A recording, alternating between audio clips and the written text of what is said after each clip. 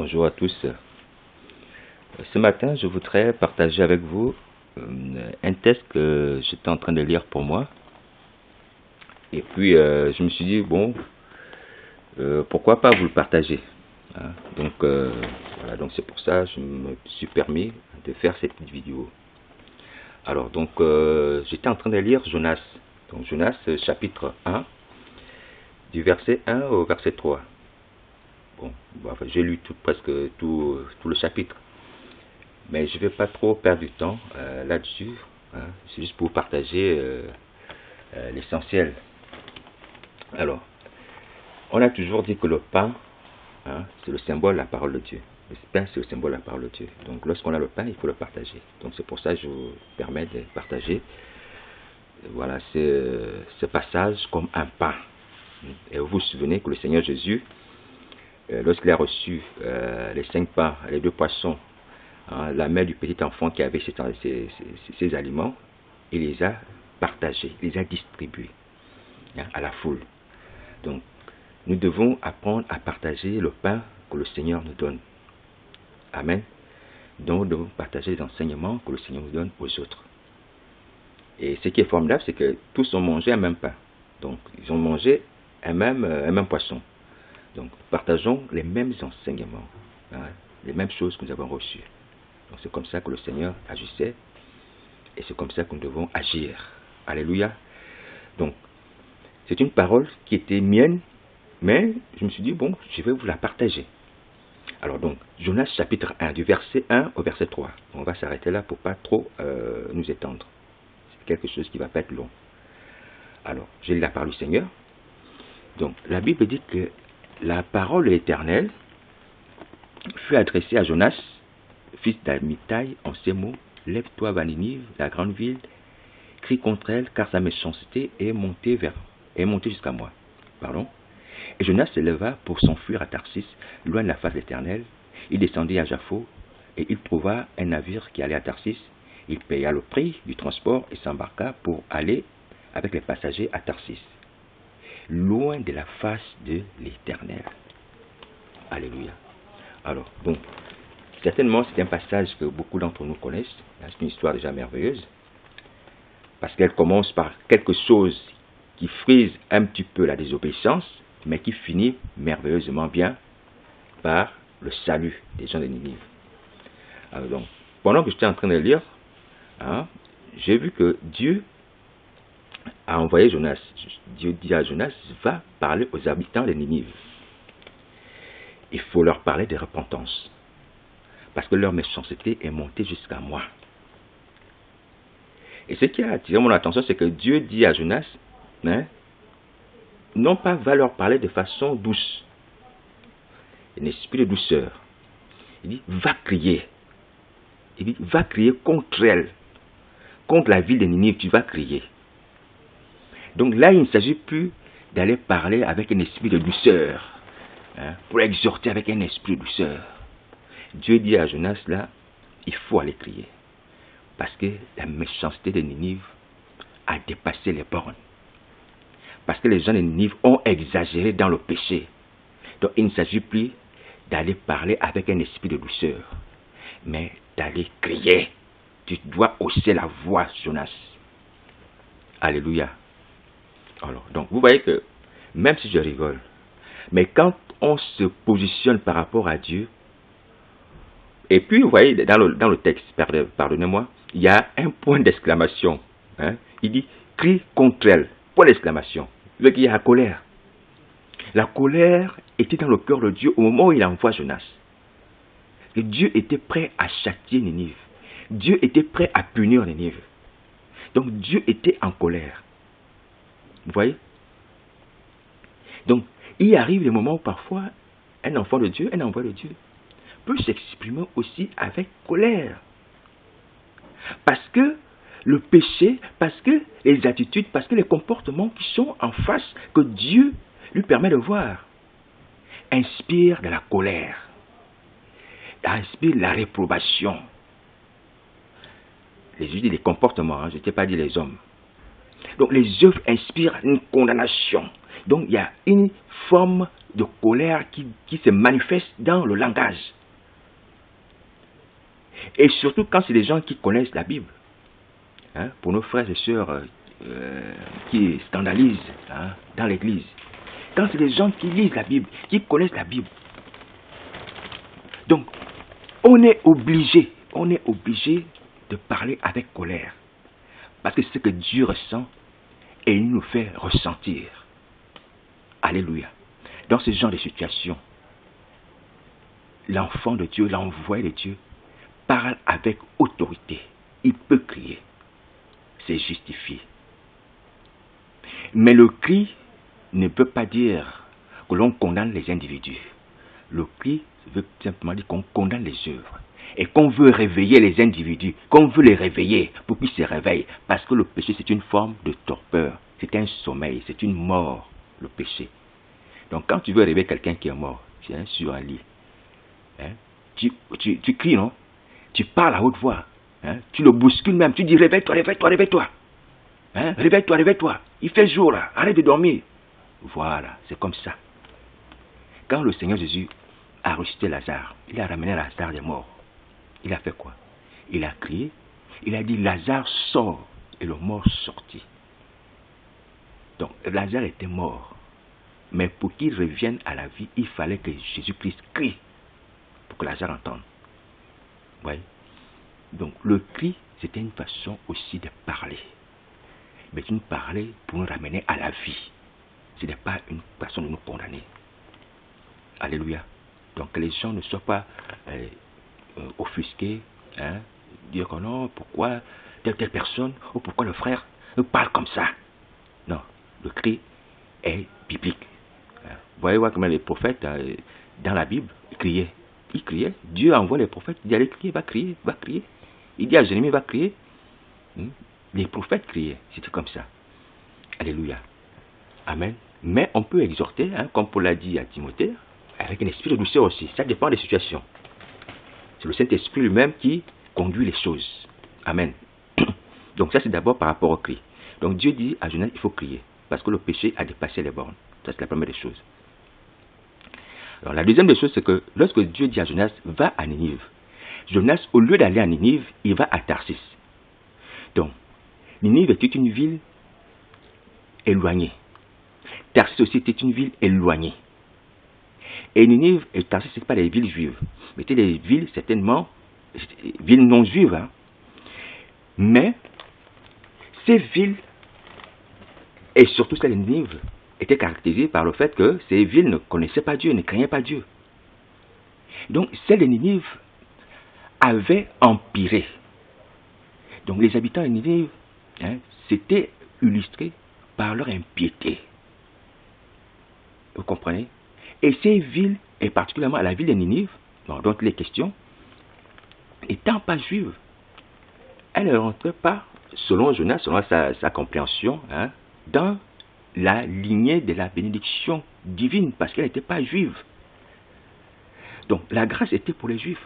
Donc pour Jonas, on ne pouvait pas sauver Ninive, parce que Ninive n'était pas une ville juive. Et si Ninive vivait dans le péché, il fallait que Ninive soit châtiée.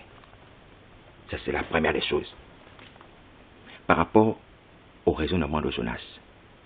La grâce est pour les enfants d'Abraham. La grâce est pour les 12 tribus d'Israël. La grâce est pour les villes juives et pas pour les villes païennes. Et lorsqu'elles pêchent, comme Sodome et Gomorrhe, il faut le feu. Voilà le raisonnement de Jonas. Mais Dieu Tout-Puissant, n'est pas limité par le raisonnement humain, par le sentiment humain, par le fait que, comme ce n'est pas juif, je ne peux pas prêcher la repentance, je ne peux pas demander de revenir.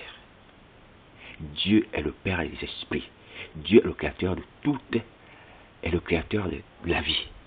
Donc tous les individus lui appartiennent. Donc tous les individus, où qu'ils soient, que ce soit dans les villes juives et non juives, ont droit à la grâce. Et Jonas ne comprenait pas cela. Alléluia. Et c'est pour ça que Jonas va fuir. Il va aller à Tarsis. Il va refuser. Donc en plus du péché, Ninive n'étant pas juif, Jonas refuse. Il fuit. Alors, donc, le raisonnement de Jonas est compréhensible. mais il n'est pas admissible. Compréhensible parce que, au temps de l'époque, hein, Dieu avait dit à Abraham que toi, tu as une source de bénédiction pour moi, et ta postérité va m'adorer, on va faire alliance. Mais, Dieu faisait aussi grâce, même aux villes païennes. Vous avez vu que dans l'histoire des Moab, Dieu avait dit quoi? Il avait dit que les Moab ne doivent pas entrer en Israël. Jamais. Mais lui de la Moabite va entrer en Israël. Dieu fait des exceptions. Même au temps de la loi, Dieu fait des exceptions. Alléluia. Donc, Jonas ne comprenait pas que Dieu faisait aussi des exceptions au temps de la loi. Et c'est pour ça qu'il voulait sauver Ninive. Et il a envoyé Jonas pour avertir les gens de Ninive que s'ils ne se répandent pas, ils vont être punis. Alléluia. Ninive, une ville non juive. Donc, Dieu a porté la grâce à Ninive. Alors, donc, l'attitude de Jonas, comme je disais, était compréhensible par rapport à la loi, mais n'était pas admissible, parce que Dieu aussi faisait grâce. Alors, nous aussi, nous sommes arrivés à des situations comme ça. Des situations d'extrémité, où nous sommes face à un jugement, parce que nos œuvres ont atteint le ciel. Nos œuvres sont montées aux cieux, que Dieu est en colère, et qu'il peut nous châtier à tout moment. Alors donc ça c'est le message central. Notre péché est atteint les extrémités, est atteint le ciel. Regardez vous-même, les gens qui prêchent avec le serpent dans l'église. Il faut manger les lèvres aux enfants de Dieu, aux fidèles. Tous ces désordres-là font qu'aujourd'hui, nous sommes à la merci de la colère de Dieu. Nous sommes à la merci de la colère de Dieu. Mais Dieu, ne voulant pas nous faire périr, envoie encore des personnes nous parler de repentance à l'image de Jonas. Dieu ne veut pas la mort du pécheur. Même si son péché est énorme, Dieu veut la vie du pécheur. Donc Dieu veut notre vie. Dieu veut votre vie. Donc vous qui péchez, vous perturbez la vie des gens, vous troublez le cœur des enfants de Dieu, vous attristez le cœur de Dieu, vous mettez même la colère dans le cœur de Dieu. Dieu ne veut pas votre mort. Pourquoi? Parce qu'il veut simplement que vous puissiez vous repentir. Il ne veut pas la mort du pécheur qui se répand et qu'il vive. Son cœur est en colère, comme au temps de Ninive. Hein? Mais malgré cette colère-là, c'est là où Dieu est supérieur à nous. Malgré la colère qu'il ressent, il apporte, il demande que les gens se répandent et qu'ils vivent. Voilà vraiment ce qui prouve que Dieu est le Père des esprits. Il est le Père de tout le monde. Son amour est un amour divin. Il n'est pas humain. Il dépasse le raisonnement humain. Il dépasse l'amour du grand frère du fils prodigue. Hein? Le grand frère du fils prodigue qui faisait la tête parce que le petit frère qui a fait des dégâts est rentré à la maison. L'amour de Dieu est supérieur à tout ce que nous pouvons ressentir, nous, vis-à-vis les uns des autres. Hein? Même si on dit qu'on aime un frère, on l'aime, c'est vrai, mais Dieu l'aime plus que nous. On aime nos enfants. On aime nos enfants, mais Dieu aime nos enfants plus que nous. Parce que parfois, lorsque nos enfants font des bêtises, hein, on n'hésite pas à les punir. Il y a des choses insupportables qu'on se dit, non, là, il mérite ça. Mais Dieu, lui, par contre, peut-être qu'il va le laisser. Peut-être qu'il va laisser couler la chose. L'amour de Dieu, c'est aussi ça. La patience. Alléluia. Donc, c'est un passage que je voulais partager avec vous, hein, que j'ai regardé ce matin. Et ça nous concerne. Parce que nous sommes aussi dans cette situation aujourd'hui. Donc, prenons conscience que nos péchés, hein, attristent le cœur de Jésus-Christ. Nos péchés sont montés jusqu'à lui. Attristent parce qu'il nous a tout donné. Il nous a donné la parole, il nous a donné le Saint-Esprit, il nous a donné sa croix, il nous a donné son nom. Et nous n'arrivons pas à nous repentir. Nous n'arrivons pas à nous débarrasser des esprits impurs. Nous n'arrivons pas à nous libérer des démons, des alliances sataniques. Et non seulement c'est la triste, mais ça nous met encore en colère. Parce que nous rajoutons péché après péché. Nous rajoutons péché après péché. Donc nous sommes arrivés au moment où, si nous ne repentons pas, comme les gens de Ninive, la colère va nous atteindre. Alléluia.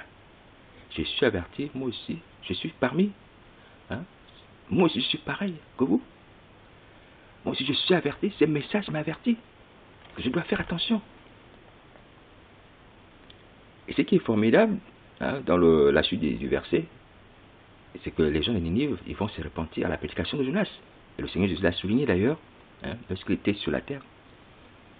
Les gens de Ninive sont repentis à la prédication de Jonas.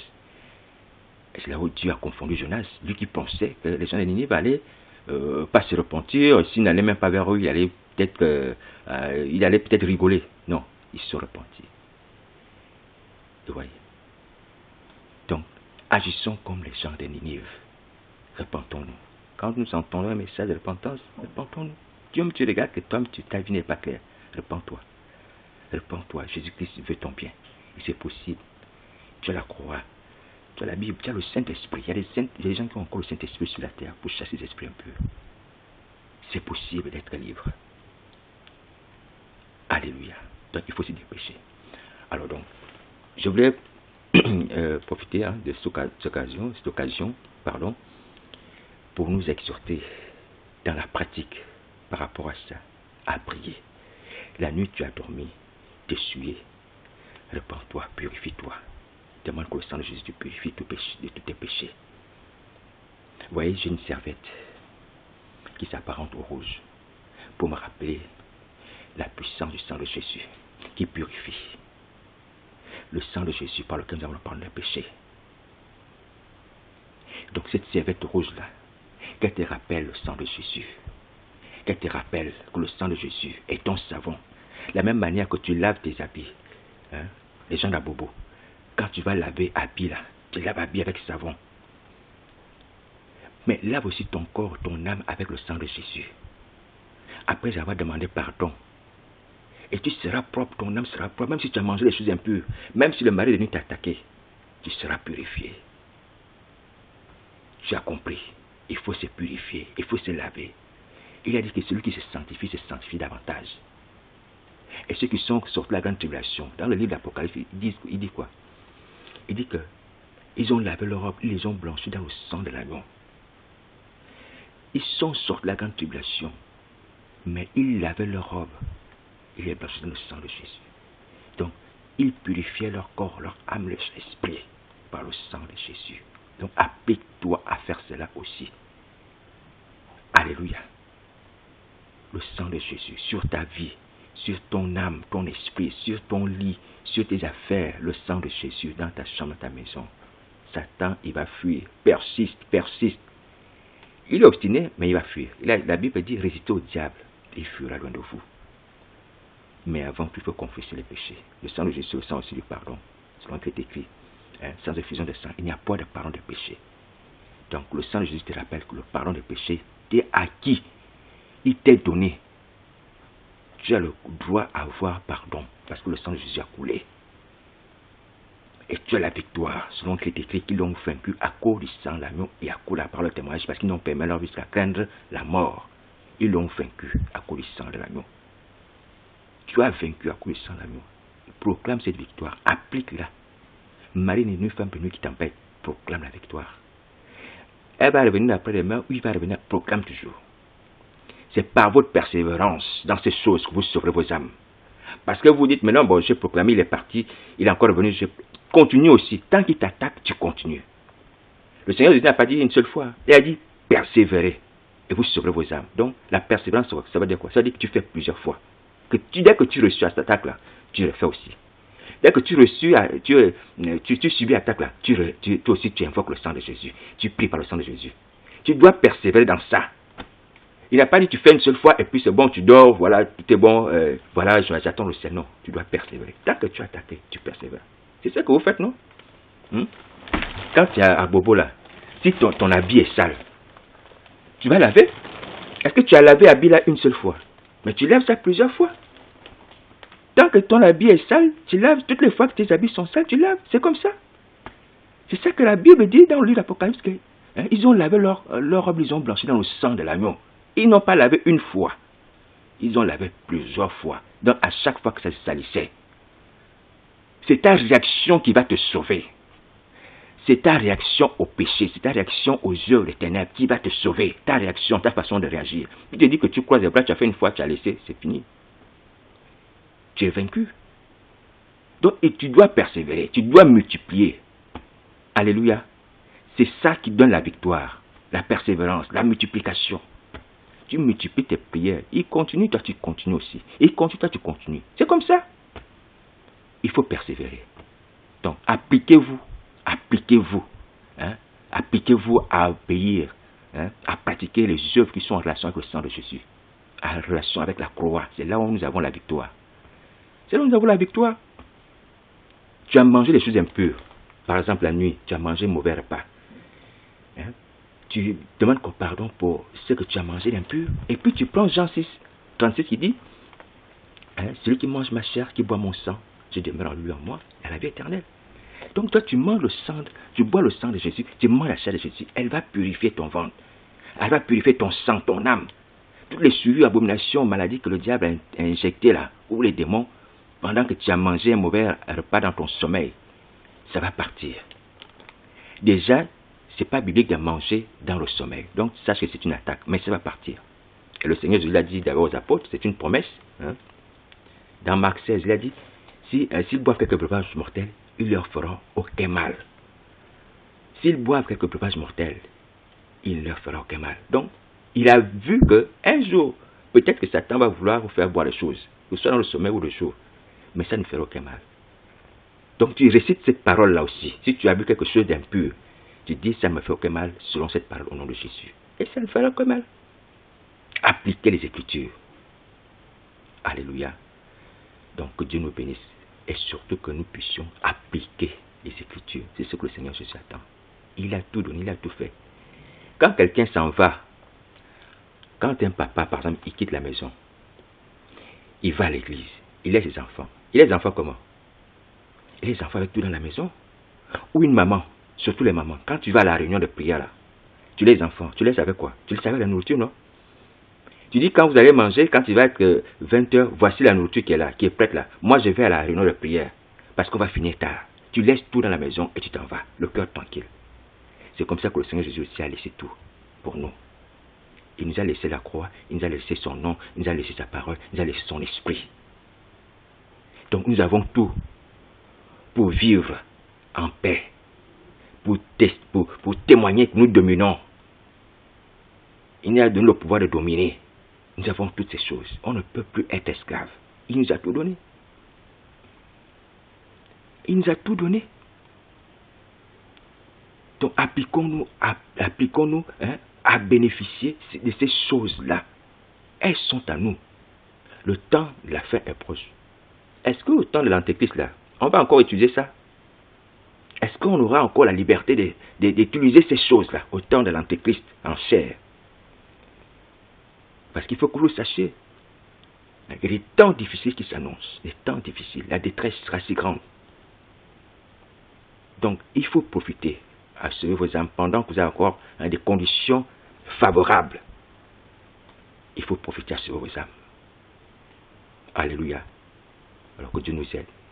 Et surtout que nous puissions appliquer ce que Dieu nous a donné. Appliquer le sang de Jésus. Alors, donc, c'est ce que je voulais partager avec vous. Et comme on ne peut rien faire, et c'est juste, sans parler du sang de Jésus. Tout ce que nous avons à faire aujourd'hui est en liaison avec le sang de Jésus. Donc, c'est le sang de Jésus qui nous donne la vie. On peut parler de tel ou tel prophète, parler de telle chose. Il faut toujours le sang de Jésus. Parce que c'est lui qui nous donne la vie. C'est lui qui nous sauve. C'est lui qui donne force et puissance. Même si on parle de l'histoire des prophètes des anciens temps, c'est le sang de Jésus qui donne vie à ces choses dans nos vies. Alléluia. Donc, c'est voilà pourquoi je parle aussi du sang de Jésus. Donc, que Dieu nous aide. Donc, si quelqu'un a besoin d'aide aussi, de soutien dans la prière, n'hésitez pas à me contacter. Je ne suis rien, mais avec ma petite voix, on va demander au Seigneur de nous faire grâce. Le Seigneur Jésus nous fera grâce. On va gémir, on va pleurer, hein, comme la femme pécheresse là, qui est partie, qui a pleuré au pied de Jésus. Elle a obtenu le salut de son âme, elle a obtenu la paix, elle a obtenu le pardon des péchés. Nous aussi, on peut obtenir ça. Alléluia. Alors, bonne journée. Amen.